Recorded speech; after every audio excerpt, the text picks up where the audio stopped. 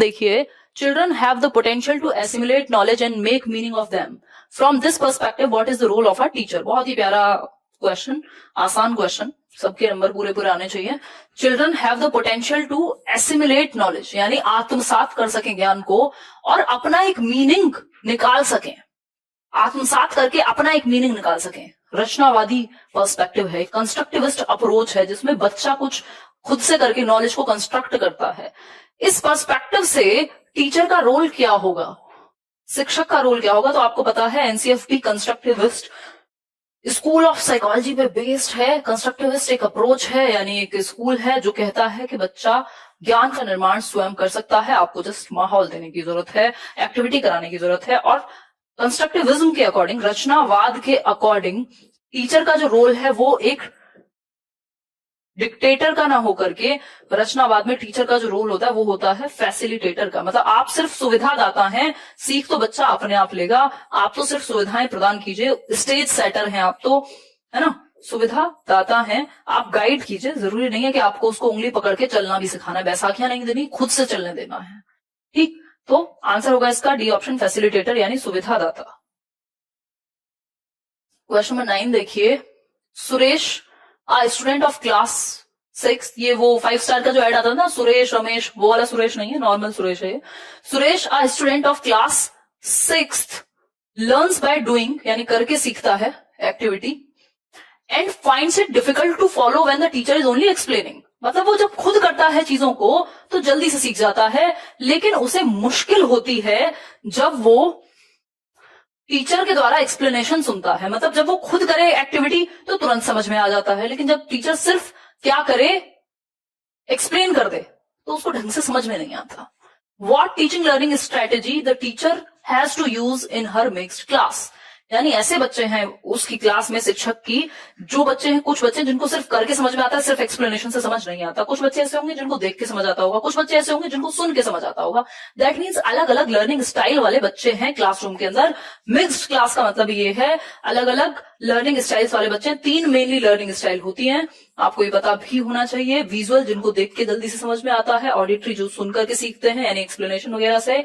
और काइंस्थेटिक, यानी जिनको एक्टिविटी करके ज्यादा बेहतर तरीके से समझ में आता है. मोर देन 60% विजुअल होते हैं, कुछ 30% के आसपास आई थिंक इसमें 30 या 35% ऑडिटरी, और 5-7% आपके काइंस्थेटिक वाले होते हैं. ठीक, तो हम कौन से मेथड का इस्तेमाल करें मिक्स्ड क्लास में, ये हमने सीटेट में भी समझा है, यदि आपने ठीक से पढ़ा होगा तो, कि डिफरेंशिएटेड इंस्ट्रक्शन का यूज कीजिए, यानी विभेदी अनुदेशन का यूज कीजिए, जिसमें आप डिफरेंट मेथड्स, डिफरेंट वेज का यूज कर रहे हैं बच्चे को सिखाने के लिए. डिफरेंशिएटेड मेथड, डिफरेंशिएटेड इंस्ट्रक्शन भी बोला जाता है इसे.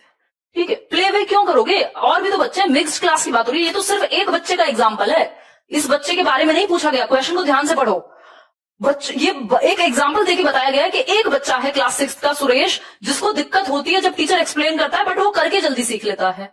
अब ऐसी स्थिति में टीचर को अपने मिक्स्ड क्लासरूम में कौन सा मेथड अपनाना चाहिए. मिक्स्ड क्लासरूम का मतलब है सुरेश जैसे और भी बच्चे होंगे जिनको सुन के एक्सप्लेन करके अच्छा समझ आ रहा होगा, बट करके नहीं आ रहा होगा. ठीक है, तो उस केस में डिफरेंशिएटेड मेथड या डिफरेंशिएटेड इंस्ट्रक्शन का सहारा लेना चाहिए, जहां multiple ways, different ways use कर सके टीचर. डिफरेंशिएटेड का मतलब ये नहीं बच्चों में विभेद करना है, मेथड अलग अलग यूज करने बच्चे की नीड के अकॉर्डिंग. चाइल्ड सेंटर्ड एजुकेशन का एक बहुत पॉजिटिव मेथड है डिफरेंशिएटेड इंस्ट्रक्शन, विभेदी अनुदेशन. बच्चे की नीड के अकॉर्डिंग इंस्ट्रक्शन देना, वो मेथड्स चूज करना जो बच्चे के लिए बेहतर हो. समझ गए बात. ब्लूम टैक्सोनॉमी का नेक्स्ट लेक्चर करा देंगे इस वीक या नेक्स्ट वीक, कुछ अच्छा होगा. Students will develop their own concepts of mathematics, which method does this example follow, यानी बच्चे जो है वो अपने खुद के संप्रत्यय बनाएंगे मैथ्स में, यानी वो खुद नॉलेज का निर्माण करेंगे. ये एग्जाम्पल किस मेथड को फॉलो करता है, फटाफट से आंसर दीजिए, तभी जाकर के हम बढ़ेंगे आगे. एक तो ये लोग क्लास के बीच में जो मैसेज करते हैं ना, मन करता है ये फोन कहीं रख के आ जाए करूं, यही करूंगी, बट कई बार इंपॉर्टेंट हो जाता है, मम्मी का फोन आ जाए. खैर कोई बात नहीं. देखो एक बार, दुश्मन दिखाई देते हैं वो लोग, टेक्स्ट मैसेज करते हैं. बताओ, देखो अगर हम बात करें इंडक्टिव मेथड की, देखो यहां ना आपने ध्यान दिया नहीं, ये किसी एग्जाम्पल की बात नहीं हुई है. कोई कह रहा है मुझे दे दो मैम, हाँ आपको दे देंगे। यहां कोई एग्जाम्पल की बात नहीं हुई है। Students will develop their own concepts of mathematics, which method does this example follow. वो खुद के ही कॉन्सेप्ट्स बना देंगे, मतलब उनको अगर एक्टिविटी का मौका दिया जाए तो खुद के कॉन्सेप्ट्स डेवलप करेंगे। कोई एग्जाम्पल दिया है उससे कॉन्सेप्ट डेवलप करना ये नहीं लिखा हुआ, ठीक है। खुद के मेथड नहीं बना देते हो आप इंडक्टिव मेथड में, आप मेथड तक पहुंचते हो, बना नहीं देते हो, स्पेशली बच्चे के केस में। ये कंस्ट्रक्टिविस्ट मेथड है यहां, यानी रचनावादी पद्धति है कि आप नॉलेज को कंस्ट्रक्ट कर रहे हो, बच्चा नॉलेज को कंस्ट्रक्ट करता है। इंडक्टिव मेथड गलत नहीं था, बट इन्होंने भ्रमित किया है हमें एक क्वेश्चन पूछ करके, क्योंकि ये इशारा एक तरफ देखें तो इंडक्टिव की तरफ भी करता है, लेकिन ये नहीं पूछा कि एग्जाम्पल से कॉन्सेप्ट बनाएगा या कैसे बनाएगा। यहां बात हुई मैथ्स के अलग अलग कॉन्सेप्ट डेवलप करेगा, मतलब उसके अपने अनुभव के आधार पे वो अपने संप्रत्य बनाएगा। डिफरेंस है दो चीजों में, तो इसलिए आंसर बी ऑप्शन है और ऑफिशियल आंसर भी यही है, और हो भी सकता है ये भ्रमित करने के लिए ए ऑप्शन दिया हुआ है कि आप सेकंड पे जाएं ही ना। और कंस्ट्रक्टिविस्ट मना थोड़ी करेंगे इंडक्टिव मेथड को यूज करने के लिए, तो ब्रॉड ऑप्शन ये है, ब्रॉड जो है वो बेटर है। क्वेश्चन नंबर 11 देखिए, which of the following are the characteristics of a good lesson objective. यानी एक अच्छे लेसन ऑब्जेक्टिव, यानी एक लेसन के ऑब्जेक्टिव सेट कर रहे हैं आप, उद्देश्य। भाई मान लीजिए एक चैप्टर पढ़ा रहे हैं नाउन, तो उसका भी तो एक उद्देश्य होगा ना। या फिर मैं ब्लूम्स टैक्सोनॉमी मैंने लास्ट टाइम आपके साथ डिस्कस किया है, तो ये ब्लूम को का लेसन प्लान करते समय मेरे दिमाग में ये तो आया होगा ना कि इसका उद्देश्य क्या है। तो इसका एक उद्देश्य तो ये है कि आप ब्लूम की टैक्सोनॉमी को समझ जाएं, है ना। उसमें नॉलेज पर्सपेक्टिव क्या है, कॉम्प्रिहेंशन क्या है, एप्लीकेशन क्या है, एनालिसिस क्या है, सिंथेसिस क्या है, इवैल्यूएशन क्या है, कॉग्निटिव एस्पेक्ट क्या है, अफेक्टिव एस्पेक्ट क्या है, साइकोमोटर एस्पेक्ट क्या है, ये सब समझ जाएं। दूसरा, आप बच्चे को सिखाना समझ जाएं कि आप जब एग्जाम में जाएंगे, पहले तो आप अपने एग्जाम में जाएंगे तो ब्लूम से रिलेटेड क्वेश्चन आप सॉल्व कर पाए, फिर बाद में आप क्लासों में भी उसको यूज कर पाए। ये मैंने ऑब्जेक्टिव सेट किए होंगे अपने दिमाग में कि आपको ये चीजें सिखानी है कि आप ये ऑब्जेक्टिव्स अचीव कर ले। तो कौन सी एक विशेषता है एक अच्छे लेसन ऑब्जेक्टिव की, कि आपने प्रॉपर तरीके से क्या किया है, उद्देश्य निर्धारित किए हैं एक लेसन के। कौन सी एक विशेषता है इस चीज की? रिलायबिलिटी यानी विश्वसनीयता, कॉम्प्रिहेंसिबिलिटी, मेजरेबिलिटी या क्रिटिकलिटी। बताइए। आंसर इसका रिलायबिलिटी नहीं होगा, हर जगह पे हम सेम आंसर नहीं चेप सकते। रिलायबिलिटी का मतलब होता है जब बार बार टेस्ट लेने पे सेम रिजल्ट आए। आपका वो दोस्त जो कभी भी मुसीबत पड़े हमेशा काम आता है, जब आपको जरूरत पड़ती है काम आता है, रिलायबल है, विश्वसनीय है ना। तो reliability is a different thing. यहां ऐसा नहीं लिखा कि जितनी बार टेस्ट लो सेम आए। यहां बात हो रही है जो लेसन ऑब्जेक्टिव्स निर्धारित किए गए हैं उसकी विशेषता क्या होनी चाहिए, कौन से लेसन ऑब्जेक्टिव, कौन से उद्देश्य बेहतर होंगे, ये पूछा है। वो उद्देश्य बेहतर होंगे जिनकी मेजरेबिलिटी हो, जिनमें मापनीयता हो, जिनको आप माप पाओ। भाई मैंने dash dash dash objective set किए थे, अब जब तक मैं माप ना पाऊं, जब तक उनको मेजर ना कर पाऊं, जब तक मुझे पता कैसे लगेगा कि मैंने अचीव किए क्या नहीं किए। तो 4 ऑब्जेक्टिव तो आपको पता होना चाहिए, 4 में से 3 मैंने अचीव कर लिया, आप मेजर कर पाए किस हद तक अचीव कर लिया, तो ये उसकी विशेषता है। थोड़ा सा घुमा के क्वेश्चन पूछा है, रटे रटाए आंसर पे मत जाओ, थोड़ा सा दिमाग लगाओ। क्रिटिकलिटी तो आलोचनात्मक दृष्टि होती है, मतलब आप नेगेटिव और पॉजिटिव कैसे देखेंगे उसका। क्वेश्चन नंबर 12 देखिए, क्वेश्चन नंबर 12 है, ज्यादा खाना खा लिया आज तो मैंने। क्वेश्चन नंबर 12 है, विच of the following is a significant unique feature of language development. यानी इनमें से कौन सा एक यूनिक फीचर है भाषा के विकास का, सॉरी भाषा के विकास का नहीं, भाषा का, भाषा का एक यूनिक फीचर बताइए। भाषा का एक यूनिक फीचर बताइए फटाफट से, लाइक शेयर करने के बाद बताइएगा, तब आंसर सही होते हैं, कृपा सही रहती है वो ग्रीन चटनी जैसी। देखो एक बार, देखो देखो, हाँ 12 का सी, लैंग्वेज इज लॉजिकल। मैथ्स क्या है फिर अगर लैंग्वेज ही लॉजिकल है तो? साइंटिफिक, साइंस क्या है फिर? रीजनिंग क्या है फिर? ये तीनों बिल्कुल सही हैं, लेकिन जरूरी नहीं है हमेशा लैंग्वेज रीजनेबल हो, हमेशा लैंग्वेज साइंटिफिक हो, हमेशा लैंग्वेज लॉजिकल हो। कई बार आप ऐसे ऐसे गाने, ऐसी ऐसी कविताएं लिख रहे हैं जिनका लॉजिक से दूर दूर तक नाता नहीं है, वो आपकी इमेजिनेशन से रिलेटेड है। ठीक होने को ये हो सकते थे, बट ये कैरेक्टरिस्टिक नहीं है, विशेषता नहीं है भाषा की। जब भी हमने लैंग्वेज का चैप्टर पढ़ा होगा, हिंदी इंग्लिश की पेडागोजी, अगर ना देखी हो यहीं देख लेना, लेट्स लर्न पे सर्च करके, हमने डिस्कस किया हुआ है कि लैंग्वेज के फीचर्स होते हैं कि लैंग्वेज आर्बिट्रेरी है, language consist symbols, language communication में काम आती है, ये सारे फीचर्स हैं, लैंग्वेज की विशेषताएं हैं।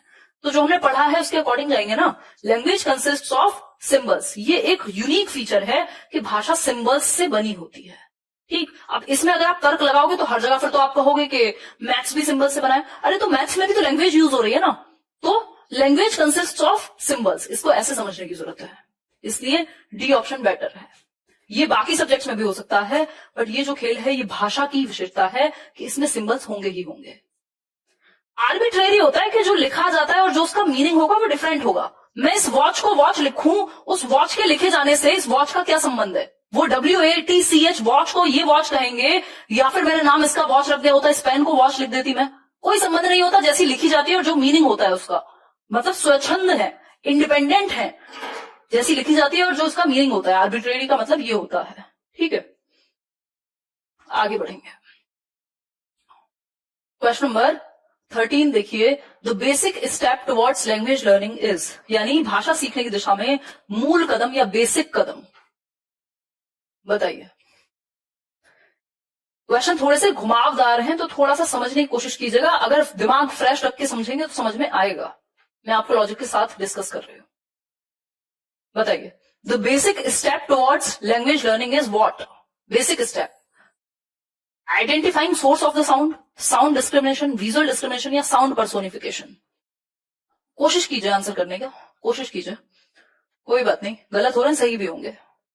साउंड डिस्क्रिमिनेशन, जब आप वो फोनेटिक एस्पेक्ट समझने लगते हैं ना, जब आप ध्वनि में भेद करने लगते हैं, तभी तो आप भाषा को समझ पाएंगे। अगर आपको एक ही साउंड लग रही हो, आप डिस्क्रिमिनेट ही नहीं कर पा रहे कि मेल बोला है या कुछ और, एक सेम ध्वनि का मोल बोला है फॉर एग्जाम्पल, मतलब ध्वनि का ही तो खेल है ना भाषा में। बेसिक स्टेप तो यही है कि बच्चा डिस्क्रिमिनेट करने लगे, समझे तो सही कि पानी बोला है कि कुछ और बोला है। ठीक है, पानी है कि पान है, तो साउंड का ही तो खेल है ना। कई बार मात्रा तो बाद में पता चलेगी ना, जब तक वो साउंड को डिस्क्रिमिनेट नहीं करेगा तब तक भाषा नहीं समझ पाएगा। ठीक है, identifying source of the sound, तो फिर तो आप लिंग्विस्ट बन जाएंगे ना। भाषा में थोड़ी बनाना है बच्चे को, भाई सोर्स वो आई कहां से है, बनी कहां से, ये तो लिंग्विस्ट का काम है जो लैंग्वेज पर रिसर्च करते हैं। बात हो रही है basic step towards language learning, तो साउंड को डिस्क्रिमिनेट करना सीख पाए बच्चा। सुंदर कैसे बनेगी साउंड, पर्सोनिफाई कैसे होगी, विजुअल डिस्क्रिमिनेशन क्या है, सब बाद में। सबसे पहले है साउंड, क्योंकि भाषा जब आप दुनिया में आ रहे हैं तो साउंड से तो आप ग्रहण कर रहे हैं ना। लिसनिंग होती है सबसे पहले। चार आपकी बेसिक स्किल्स हैं लैंग्वेज की, LSRW, लिसनिंग, स्पीकिंग, रीडिंग और राइटिंग। तो सबसे पहले तो जब आप दुनिया में आते हैं तो लिसनिंग ही होती है ना, पहले आप सुन के ही तो भाषा सीखते हैं। तो इसमें क्या करेंगे, साउंड डिस्क्रिमिनेट करेंगे। साउंड डिस्क्रिमिनेट करेंगे तो सुन के समझने लगेंगे, अगर सेम साउंड लगेगी तो फिर क्या समझेंगे। नेक्स्ट क्वेश्चन देखिए एक बार, question number 14, cognitive development in the early years is significantly influenced by which of the following, यानी जो संज्ञानात्मक विकास है, यानी जो मेंटल डेवलपमेंट है, जो इंटेलेक्चुअल डेवलपमेंट है, जो आपकी संज्ञान, जो आपकी सोचने समझने, डिसीजन मेकिंग की पावर्स जो है, रीजनिंग की जो क्षमताएं हैं, वो किस चीज से इन्फ्लुएंस्ड होती हैं शुरुआती सालों में आपके जीवन में, यानी 5, 6, 7, 8, 10 साल तक मुश्किल से। बताइए। पहला है इमोशनल डेवलपमेंट, दूसरा है लैंग्वेज डेवलपमेंट, तीसरा है क्रिएटिविटी, फिर है सोशल डेवलपमेंट। आसान है आंसर, बट आप गलत आंसर देंगे क्योंकि आप 36 जगह 36 तरह से समझते हैं और फिर आप कंफ्यूज होते हैं। हमेशा मैं बोलती हूँ, कोई भी एक टीचर पहले पूरी तरह से जांच लीजिए, अपनी मन की शांति कर लीजिए, लेकिन फिर पूरा सिलेबस करिए उस टीचर के साथ, उस व्यक्ति के साथ, पूरा उसका मेथड समझिए और उस तरीके से पढ़िए। और जब कंप्लीट हो जाए तब आप अपना, जब जितना आपका सेल्फ लर्निंग है वो हो जाए, आपका होमवर्क हो जाए, आपने खूब प्रैक्टिस कर ली, तब सोचो कहीं और जाना है। नहीं तो अगर आप एक टीचर से दूसरे टीचर में भटकते रहेंगे, कंफ्यूजन के सिवा और कुछ नहीं होगा, है ना। देखो एक बार, अगर हम बात करें कॉग्निटिव डेवलपमेंट की, तो cognitive development in the early years is significantly influenced, भाषा से प्रभावित होता है संज्ञानात्मक विकास। अगर आपने सीटेट में भी मेरे साथ डिस्कशन किया है तो आपको याद होगा, 2 या 2 से अधिक भाषाएं बच्चे को सीखनी चाहिए। क्यों? क्योंकि वो उसके संज्ञानात्मक विकास में हेल्पफुल होती हैं। वो एबोरिजिन्स और aboriginals are now identified as dash. बताइए भाई, एबोरिजिन्स और एबओरिजिनल्स नाउ आइडेंटिफाइड एज। अब ये ऐसा क्वेश्चन है जो अपनी मर्जी से इन्होंने दे दिया। राहुल, आपको भी नहीं आ रही क्या आवाज? एक बार बताना आवाज ठीक आ रही है या नहीं। उषा जी बताओ एक बार, बहुत दिन बाद दिखे हो आज आप। कुछ लोग तो बिना मतलब परेशान करने वाली बात करते हैं। सी सी सी सी सी सीफा कोरोना है। ओके आ रही है, यस यस यस, बहुत बढ़िया जी, शाबाश, धन्यवाद। चलिए, वॉइस इज क्लियर। गगन मीत या जो भी नाम है आपका कह रहे हैं, देखो इनको आदिवासी, प्रिमिटिव्स या वन जातीज की जगह इनको दर्जा दिया गया है आज की डेट में एसटीज का, स्केड्यूल्ड ट्राइब्स का, स्केड्यूल्ड ट्राइब्स का, अनुसूचित जनजाति कहा गया है आदिवासी, या फिर जो हम बात करते हैं एबोरिजिनल्स की। ठीक है, ये बिल्कुल फैक्चुअल क्वेश्चन है, ये आपके इवन बाकी सब्जेक्ट से भी रिलेटेड हो सकता है। कुछ क्वेश्चन ऐसे मिल जाएंगे जो अचानक से आपके सामने प्रेजेंट होंगे। ये एक चीज है, व्हाट इज BYOD अप्रोच, ये हम बैचेस में भी करेंगे।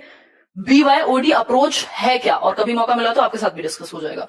व्हाट इज BYOD अप्रोच, बताइए। किसमें? ICT में, information communication technology.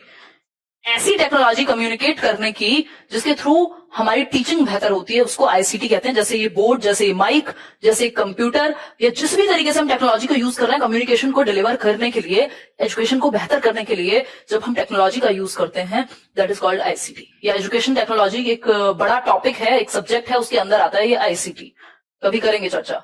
Bring your own devices, बिल्कुल बात सही है, ये तो फैक्चुअल क्वेश्चन है। BYOD is bring your own devices. ठीक, वैसे भी अगर हम बात करें यहां, तो आपको पता है कि ये डिवाइसेस से या फिर टेक्नोलॉजी से संबंधित है, तो आप दिमाग लगा सकते हैं, तुक्के वाला क्वेश्चन है एक तरह से। आगे बढ़ेंगे, चलिए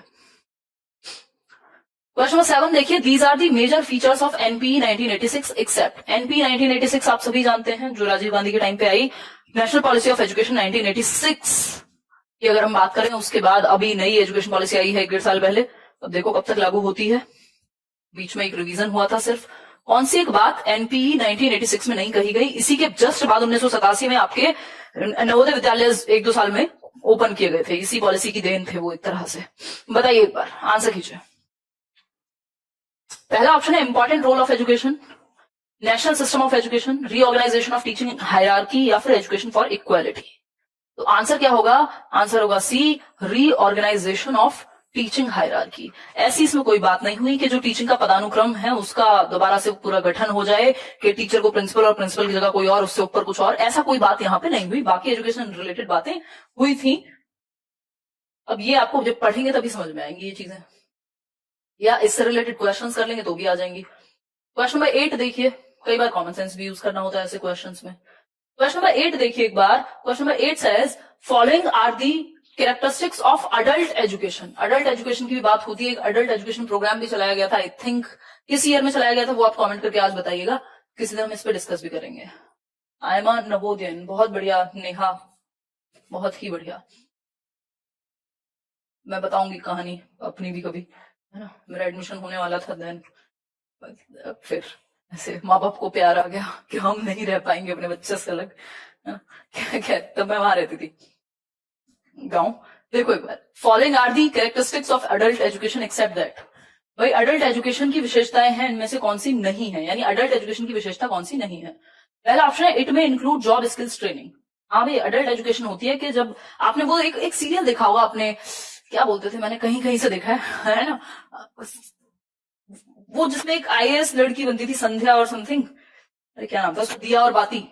तो उसमें एक सीन दिखाया गया था अडल्ट एजुकेशन का, कि रात को पढ़ाई होती है या शाम को वो पढ़ने जा रहे हैं। अडल्ट एजुकेशन का मतलब है जो बड़े लोग हैं जो नहीं पढ़ पाए हैं उनको पढ़ने का मौका दिया जाए।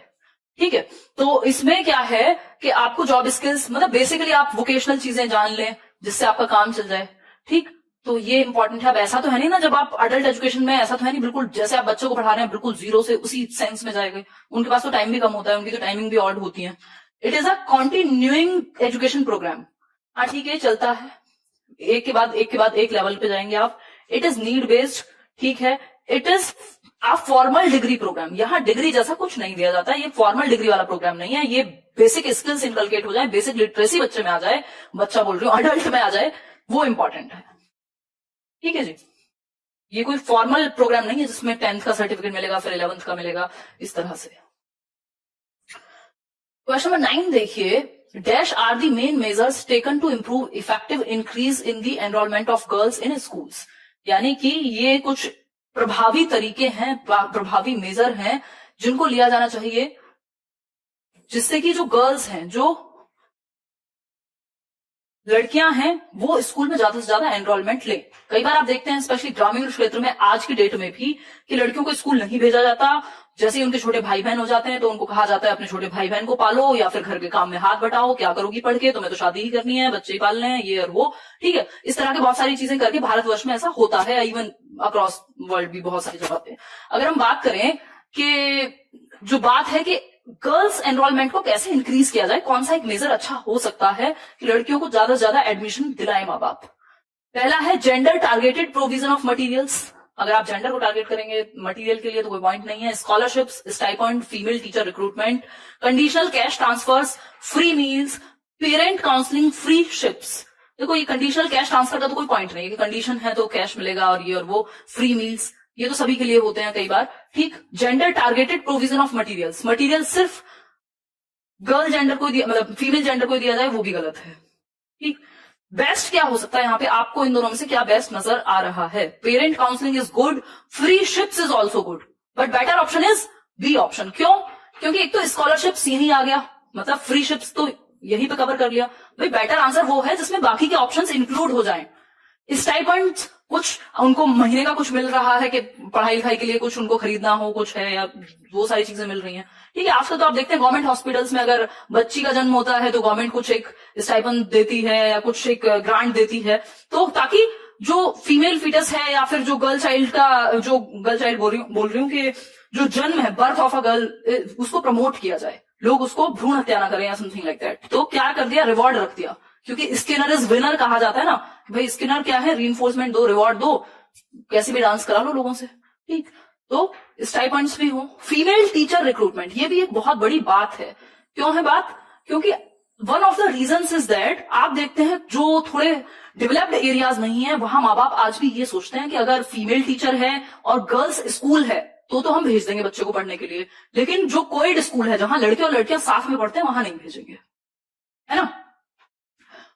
तो ऐसे केस में ये करना बहुत हद तक कामयाब साबित होगा कि फीमेल टीचर्स को भी रिक्रूट किया जाए कि वो उनको एज इट इज समझ सके और उनसे कोई हार्म ना हो उनको एटलीस्ट।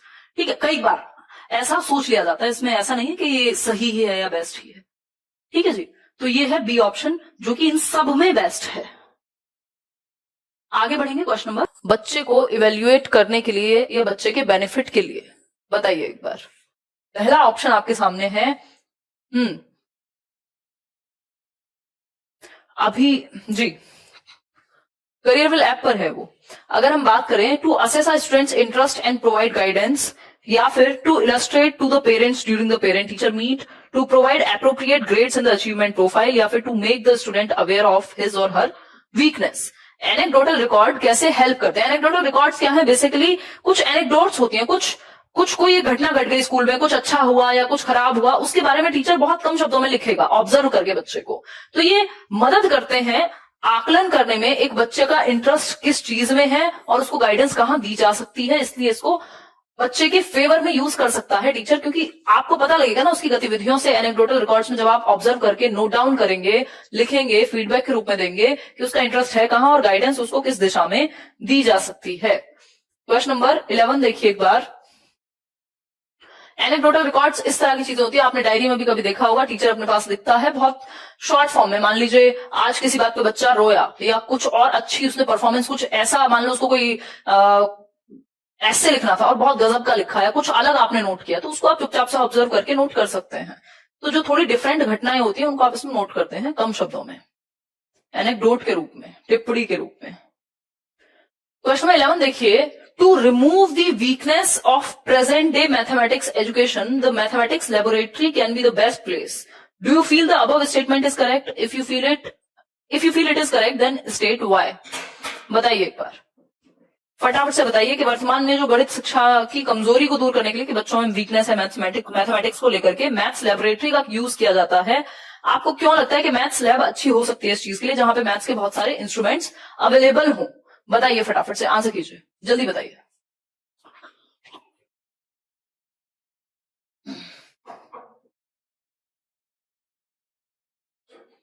दीजिए जवाब। पहला ऑप्शन है the lab setup can provide scope for greater involvement of both mind and the hand which facilitates cognition. बात तो ठीक लग रही है। Every school is trying to establish a maths laboratory in the school, ये तो कोई पॉइंट नहीं है। स्टूडेंट्स आर पैसिव लर्नर्स, ऐसा तो कभी हो ही नहीं सकता कि बच्चा पैसिव हो। Mathematics is a very difficult subject to teach on a regular class, ये भी कहना गलत है। बात यह है सब्जेक्ट मुश्किल और आसान नहीं, यहाँ पे तरीका इंपॉर्टेंट है। The lab setup can provide scope for greater involvement of both mind and the hand. आपने देखा होगा, मेरे फादर मैथ्स के टीचर थे, तो आजकल मैथ्स की वो आती है, प्रॉपर किट आती है, टूल किट और वो सब, उसमें बहुत सारे इंस्ट्रूमेंट्स आपको मिल जाएंगे। तो वो बच्चे को एक्टिव रखने के लिए है, जिसमें वो अपने दिमाग के साथ साथ हाथों से भी इन्वॉल्व हो अलग अलग चीजों में। इंटरेस्ट क्रिएट होगा मैथ्स की लैब से बच्चे में। आगे बढ़िए, क्वेश्चन नंबर 12 देखिए। Drama is a valuable tool for use in a classroom, it caters to. Drama या रोल प्ले मेथड की अगर हम बात करते हैं, ड्रामा की बात मोरेनो करते हैं, जेकॉब एल मोरेनो, ठीक। अगर हम बात करें, drama is valuable tool for use in a classroom, एक इंपॉर्टेंट टूल है, क्यों? इसकी एक्सप्लेनेशन फाइंड आउट करनी है। चारों ऑप्शंस पढ़िए, फिर हम आगे बढ़ जाएंगे। बताइए प्लीज, जल्दी आ जाए करिए, आने लगता है, नींद आने लगती है, ससुराल में मॉर्निंग में 5 बजे उठना होता है। मैं पक्का कोशिश करूंगी कल से 9:15 बजे ही हम शुरू कर दें, 9:15 पे, पक्का।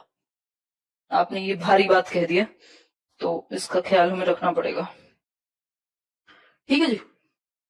देखिए एक बार, तो drama is a valuable tool for use in a classroom, it caters to students who like to move and interact with others, students who are very active and expressive, students who are challenged by reading and writing, students who can memorise and speak well. देखिए एक बार, who like to move and interact, सबसे ज्यादा active बच्चा कहाँ है? बताइए एक बार, सबसे ज्यादा एक्टिव आपको बच्चा कहाँ नजर आ रहा है? वही आंसर है इसमें, सिंपल। भाई ड्रामा बच्चे के लिए क्यों अच्छा है? सिंपल बात है, बच्चा होगा एक्टिव, उसका इंटरेस्ट क्रिएट होगा, यही 2-3 चीजें हैं। Students who are challenged by reading and writing, उनके लिए क्या है? ड्रामा एक वैल्यूएबल टूल साबित हो सकता है, कह सकते हैं। लिखने में उनको पढ़ने और लिखने में दिक्कत है, वो ड्रामा के थ्रू सीख सकते हैं। बिल्कुल। भाई किसको मदद करेगा? जिन लोगों को पढ़ के और लिखने में ज्यादा समस्या है, वो देख करके और समझ सकते हैं। इसलिए सी ऑप्शन के साथ हम जाएंगे। यहां आगे बढ़ेंगे, क्वेश्चन नंबर